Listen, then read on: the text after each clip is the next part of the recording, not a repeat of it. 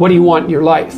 It's a very hard question to answer. You're going to have to put some effort into your life. Set up some aims for yourself, goals that you actually value. You need to be motivated to do that. If you're extroverted, you want friends. If you're agreeable, you want an intimate relationship. If you're disagreeable, you want to win competitions. If you're open, you want to engage in creative activity. If you're high in neuroticism, you want security. So now you've got your thing to aim at. Think, well, I'm motivated because I got my thing to aim at. Yeah. It's like you're not as motivated as you could be because you don't yet have your thing to run away from. Because if you really want to be motivated, you want to be going somewhere and you want to be not going somewhere else. You got to aim at something, otherwise your life is meaningless. Well, what should you aim at? Well, pick something. Aim at it. As you move toward it, you'll get wiser. Then maybe your aim will change. That's okay, but at least it'll change in an informed way. Discipline yourself in one dimension. See what happens. In some sense, life is a game. The analogy is that in life, like in sports, you're setting forth an aim and then arranging your perceptions and your actions in pursuit of that. And that you also generally do it while cooperating and competing with other people. Right. So that's also the game-like element as well.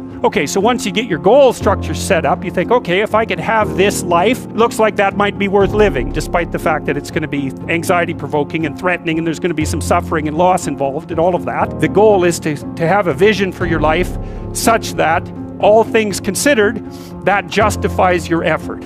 Put yourself in the right frame of mind. Treat yourself like you're someone responsible for helping. You're someone that you are responsible for helping. So what that means is you have to start from the presupposition that despite all your flaws and insufficiencies, that it's worth having you around and that it would be okay if things were better for you. It's like if you want to have everything you could possibly want and more, then be a good person.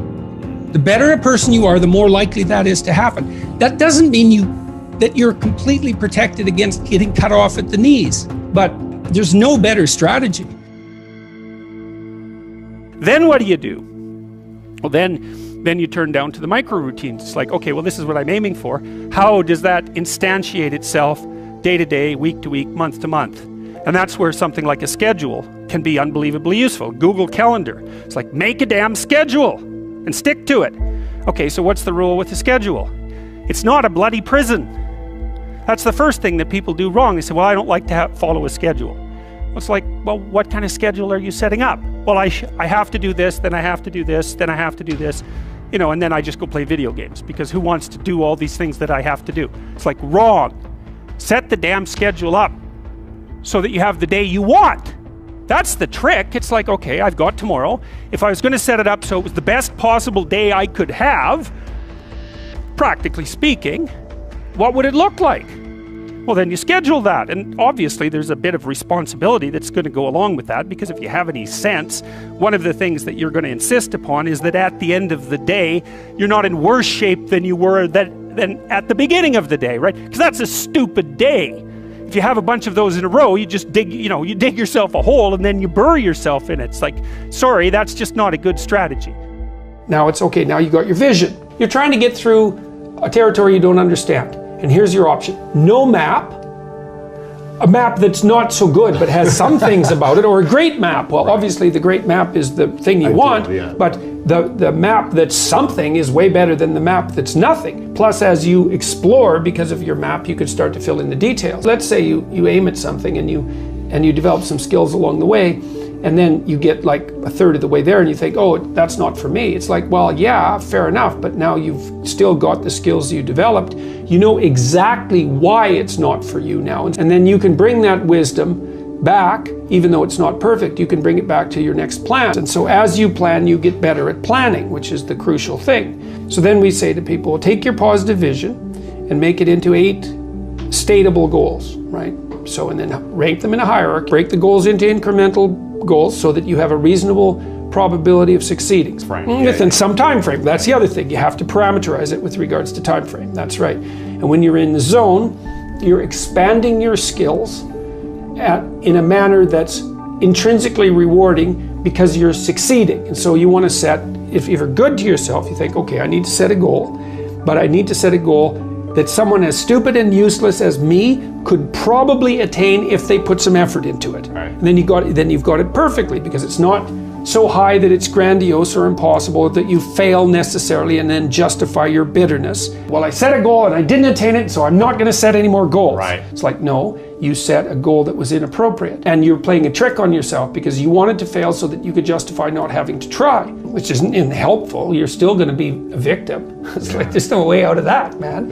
So, because life is a challenge that in some sense can't be surmounted. So there's no way out of your problem. But there are certainly proper ways of dealing with it. And then the next thing is, okay, you need a rationale for them because you're going to have doubts and people are going to put up obstacles. Why would it be good for you? Okay. Why would it be good for your family if you attain that goal? Why would it be good for the broader community? Because if it's a good goal, it should be good for you. That's fine. But if it's a really good goal, it should be good for you in a way that's good for other people. Win-win-win. Yes, exactly. And if you're going to decide what your goals are, why not set up the ones that benefit the largest number of people simultaneously? Yes, and if you can do that, you should start with your own concerns because you have to take care of yourself. Basic needs first. Yes, put your own Family. Oxygen mask on, then put your child's oxygen Community. mask on. Yeah, right. And then you can, as you build up the basis of competence locally, you might develop enough skills so that you can expand that outward. And it also gives your goal a certain amount of nobility. And so if someone challenges you and says, well, why are you doing that? That seems stupid. You could say, I'm doing that because it helps me take care of myself, but it benefits my family, and here's the reasons why, and this is the repercussions out into the broader community. People who are putting up objections and doubts aren't armed to deal with that kind of response. Yeah. And then when you have those doubts in your mind that plague you, you say, why am I doing this? Oh yeah, it's because, well, I have to take care of myself, because otherwise I'm pathetic and useless and bitter and cruel, and then I'm going somewhere terrible, so that's a bad idea, and here's how it would help my family, and here's how it would help the community, and that's good enough set of reasons for it, unless I can think of better ones. Right. If without better ones, that's good enough. When the unknown emerges, you tend to experience anxiety. And then there's the known, and I define the known very specifically and very carefully. The known is the place you are when what you're doing produces the results you want. And I say want because that brings motivation and emotion into the game. So you're motivated to pursue something. You pursue it, and what you want happens. Not only do you get what you want, but you get validation for the structure that governs your perceptions and your actions.